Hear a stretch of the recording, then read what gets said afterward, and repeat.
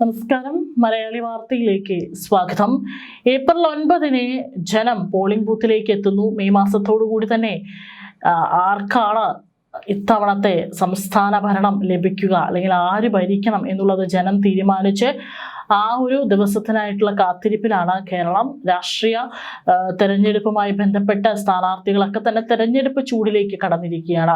ഇത്തവണയും പിണറായി സർക്കാരിന് തന്നെ ജനം വോട്ട് ചെയ്ത് ജയിപ്പിക്കുമോ, അല്ലെങ്കിൽ ഒരു ഭരണമാറ്റം ആഗ്രഹിക്കുന്ന ജനങ്ങൾ മറ്റേതെങ്കിലും മുന്നണികളെ വിജയിപ്പിക്കുമോ എന്നുള്ളതൊക്കെ തന്നെ നമുക്ക് കാത്തിരുന്ന് തന്നെ കാണാം. ഏതായാലും ഈ ഒരു കാലഘട്ടത്തിൽ, രണ്ടാം പിണറായി സർക്കാരിന്റെ ഭരണം അവസാനിക്കുന്ന ഈ ഒരു കാലഘട്ടത്തിൽ സംസ്ഥാനം നേരിടുന്ന കടുത്ത സാമ്പത്തിക പ്രതിസന്ധിക്ക് താൽക്കാലിക പരിഹാരം കാണുന്നതിനായി കേരള സർക്കാർ വീണ്ടും കടമെടുക്കുന്നു എന്ന വാർത്തകളാണ് പുറത്തു വരുന്നത്. വികസന പ്രവർത്തനങ്ങൾക്ക് എന്ന പേരിൽ 3700 കോടി രൂപയുടെ കടപ്പത്രമാണ് സർക്കാർ പുറപ്പെടുവിക്കുന്നത്. എന്നാൽ 2 മാസത്തെ കുടിശ്ശികയുള്ള സാമൂഹിക ക്ഷേമ പെൻഷൻ വിതരണം ചെയ്യാനും നിത്യനിദാന ചെലവുകൾ കണ്ടെത്താനുമാണ് ഈ തുക പ്രധാനമായി വിനിയോഗിക്കുക എന്നാണ് സൂചന.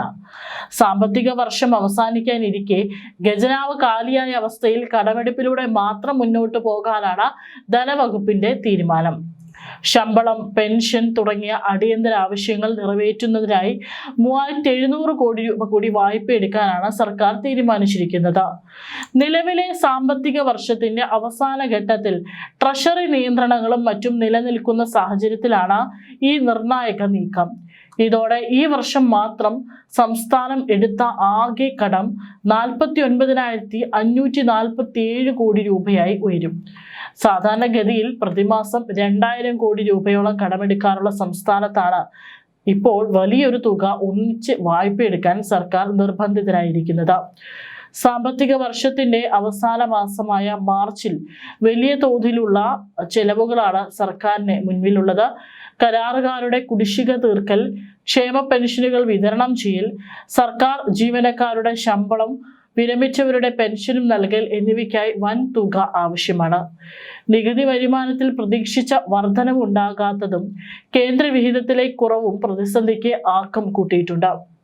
കടമെടുപ്പ് പരിധി സംബന്ധിച്ച് കേന്ദ്ര സർക്കാരുമായി നിലനിൽക്കുന്ന തർക്കങ്ങൾക്കിടയിലാണ് പുതിയ വായ്പയ്ക്കുള്ള നടപടികൾ ആരംഭിച്ചിരിക്കുന്നത്. കടമെടുക്കുന്ന തുക പ്രധാനമായും ദൈനംദിന ചിലവുകൾക്കായി വിനിയോഗിക്കേണ്ടി വരുന്നതും സംസ്ഥാനത്തിന്റെ ദീർഘകാല സാമ്പത്തിക ഭദ്രതയെ ബാധിക്കുമെന്ന ആശങ്കയും ഉയരുന്നുണ്ട്. ഓരോ മാസവും ശമ്പളം നൽകാൻ പോലും വായ്പയെ ആശ്രയിക്കേണ്ടി വരുന്ന സാഹചര്യം സാമ്പത്തിക വിദഗ്ധർക്കിടയിൽ വലിയ ചർച്ചകൾക്ക് വഴിവെച്ചിരിക്കുകയാണ്. വരും ദിവസങ്ങളിൽ ട്രഷറിയിൽ കൂടുതൽ നിയന്ത്രണങ്ങൾ ഏർപ്പെടുത്താൻ സാധ്യതയുണ്ടെന്നും സൂചനകളുണ്ട്.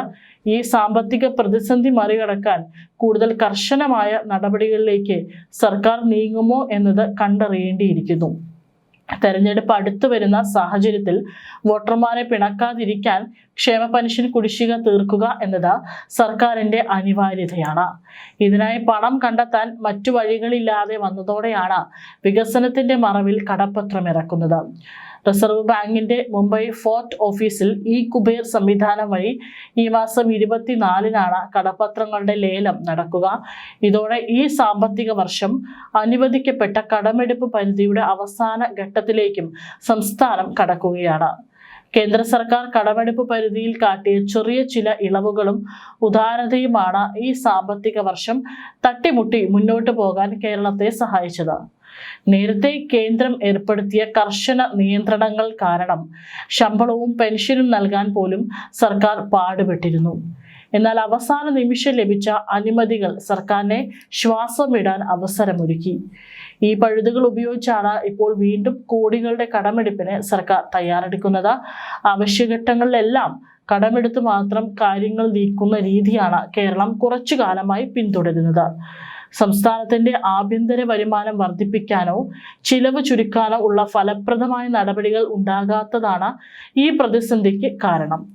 ഓരോ മാസവും ശമ്പളവും പെൻഷനും നൽകാൻ കടപ്പത്രങ്ങളെ ആശ്രയിക്കേണ്ടി വരുന്നത് ദീർഘകാല അടിസ്ഥാനത്തിൽ സംസ്ഥാനത്തെ വലിയൊരു കടക്കണിയിലേക്ക് തള്ളിവിടുമെന്ന് സാമ്പത്തിക വിദഗ്ധർ മുന്നറിയിപ്പ് നൽകുന്നുണ്ട്. ക്ഷേമ പെൻഷൻ വിതരണം ചെയ്യുന്നതിലൂടെ താഴെ തട്ടിലുള്ള ജനങ്ങളുടെ പിന്തുണ ഉറപ്പാക്കാമെന്നാണ് രാഷ്ട്രീയ നേതൃത്വത്തിന്റെ കണക്കുകൂട്ടൽ.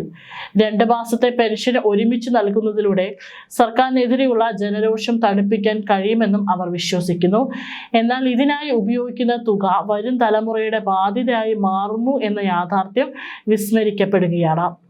വികസന പ്രവർത്തനങ്ങൾക്കായി മാറ്റിവെക്കേണ്ട തുക പോലും അനുദിന ചിലവുകൾക്കായി വക മാറ്റപ്പെടുന്നു. ട്രഷറി നിയന്ത്രണങ്ങൾ നിലനിൽക്കുന്നതിനാൽ തദ്ദേശ സ്വയംഭരണ സ്ഥാപനങ്ങളുടെ പദ്ധതികൾ പലതും മുടങ്ങിക്കിടക്കുകയാണ്. വികസന പ്രവർത്തനങ്ങളുടെ പേരിൽ കടമെടുക്കുന്നുണ്ടെങ്കിലും ഭൂരിഭാഗം തുകയും റവന്യൂ ചെലവുകൾക്കായി വിനിയോഗിക്കുകയാണ് ചെയ്യുന്നത്. പൊതുമരാമത്ത് പ്രവൃത്തികൾ ചെയ്ത കരാറുകാർക്ക് നൽകാനുള്ള കുടിശ്ശികയും കോടികൾ വരും. ഇത്തരത്തിൽ സകല മേഖലകളും സാമ്പത്തിക സ്തംഭനത്തിലായിരിക്കുമ്പോഴാണ് പെൻഷൻ വിതരണം എന്ന ജനപ്രിയ പ്രഖ്യാപനം നടപ്പിലാക്കാൻ സർക്കാർ തുനിയുന്നത്. സംസ്ഥാനത്തിന്റെ തനത് നികുതി വരുമാനത്തിൽ പ്രതീക്ഷിച്ച വളർച്ചയുണ്ടാകാത്തതും പ്രതിസന്ധിയുടെ ആഴം വർദ്ധിപ്പിക്കുന്നു. GST വിഹിതത്തിലും കേന്ദ്ര സഹായത്തിലും കുറവുണ്ടെന്ന പരാതി സർക്കാർ ഉയർത്തുന്നുണ്ടെങ്കിലും ആഭ്യന്തരമായി വരുമാനം കണ്ടെത്താനുള്ള സ്രോതസ്സുകൾ ഫലപ്രദമായി ഉപയോഗിക്കുന്നില്ല.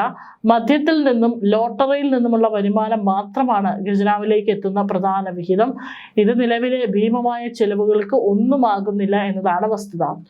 കടപ്പത്ര ലേലം സംബന്ധിച്ച വിജ്ഞാപനം ഇതിനോടകം പുറത്തിറങ്ങി കഴിഞ്ഞു.